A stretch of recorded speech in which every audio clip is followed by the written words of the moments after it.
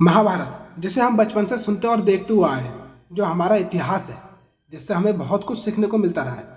इसी महाभारत के कुछ ऐसे रहस्य हैं जो लोगों की सोच से परे हैं, जिनके बारे में लोगों को जानकारी ही नहीं है। आज उन्हीं के बारे में आपको कुछ बताते हैं। नंबर 1, अश्वत्थामा। महाभारत के अश्वत्थामा याद है आपको? कहा जाता है कि अश्वत्थामा का वजूद आज भी है। दरअसल पौराणिक मान्यताओं के अनुसार अपने पिता की मृत्यु का बदला लेने के लिए अश्वत्थामा को उनकी एक चूक भारी पड़ी और भगवान श्री कृष्ण ने उन्हें युगों युगों तक भटकने का श्राप दे दिया था। ऐसा कहा जाता है कि पिछले लगभग 5000 वर्षों से अश्वत्थामा भटक रहे हैं। मध्य प्रदेश के बुरहान शहर से लगभग 20 किलोमीटर आगे असीरगढ़ किला है।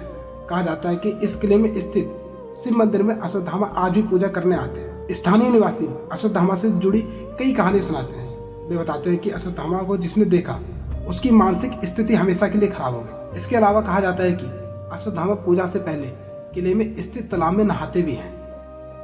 नंबर 2, 18 अंक का रहस्य। महाभारत के 18 अंक का कोई ना कोई रहस्य जरूर है, जिसका अभी तक पता नहीं लगाया जा सका। वेद व्यास जी के द्वारा लिखी गई महाभारत में कुल 18 अध्याय है। 18 दिन तक महाभारत का युद्ध चला। भगवद गीता में भी कुल 18 अध्याय है। भगवान श्री कृष्ण ने अर्जुन को 18 दिन तक गीता का ज्ञान दिया। कौरवों और पांडवों की सेना में भी कुल 18 अक्षौहिणी सेना थी। इस युद्ध में प्रमुख सूत्रधार भी 18 ही थे और महाभारत युद्ध के अंत में 18 योद्धा ही जीवित बचे थे। अब सवाल यह उठता है कि सब कुछ 18 की संख्या में क्यों होता गया? क्या सिर्फ यह एक संयोग था या कुछ और? यह रहस्य आज तक नहीं सुलझ सका है। नंबर 3, 28वें वेद व्यास जी ने लिखी महाभारत। लोग ज्यादातर यह जानते हैं कि महाभारत को वेद व्यास जी ने लिखा था, लेकिन यह अधूरा सच है। वेद व्यास कोई नाम नहीं बल्कि एक उपाधि थी जो वेदों को ज्ञान रखने वालों को दी जाती थी। कृष्णद्वैपायन से पहले 27 वेद व्यास हो चुके थे, जबकि वे खुद 28वें वेद व्यास थे।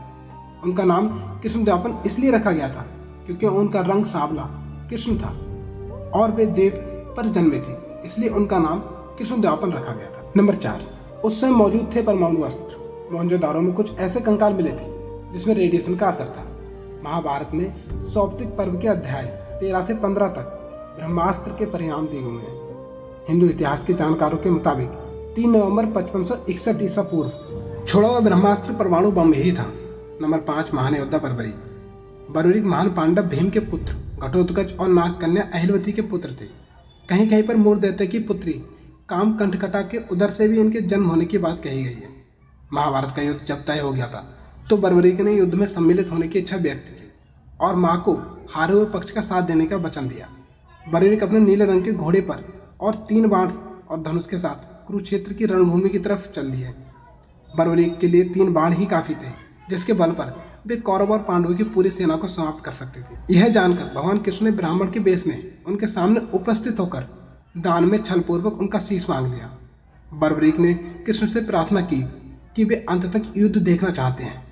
तब कृष्ण ने उनकी यह बात स्वीकार कर ली और फागुन मास की द्वादशी में उन्होंने अपना शीश दान दे दिया। भगवान कृष्ण ने उस शीश को अमृत से सींचकर सबसे ऊंची जगह पर रख दिया ताकि वे महाभारत का युद्ध देख सकें।